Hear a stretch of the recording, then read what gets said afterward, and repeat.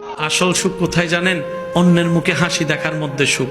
আসল শান্তি কোথায়? অন্যকে ভালো রাখার মধ্যে সুখ। আমরা পাই না কেন জানেন?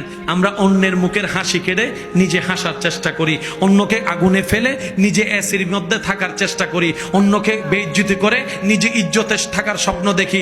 কখনো পাওয়া যাবে না, কখনো পাওয়া যাবে না। কারণ রবের বান্দাকে, রবের সৃষ্টিকে যে কষ্ট দিবে, রব তাকে কখনো ছাড়বে না, রব তাকে কখনো ছাড়বে না, রব তাকে কখনো ছাড়বে না।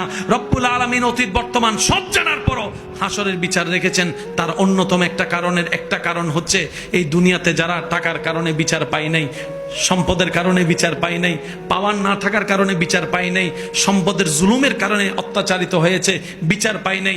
আল্লাহ সবাইকে হাসরে নিয়ে বলবে, বান্দা দুনিয়াতে তো টাকার কাছে তোর ন্যায় বিচার হেরে গেছিল, শক্তির সামনে তোর ন্যায় বিচার হেরে গেছিল, জনপাওয়ার না থাকার কারণে তোর পক্ষে কেউ কথা বলে নাই। ও বান্দা, হাসরে আনছি আমি, আল্লাহ আছি তোর পক্ষে, এবার আমি ন্যায় বিচার করেই দেখাবো।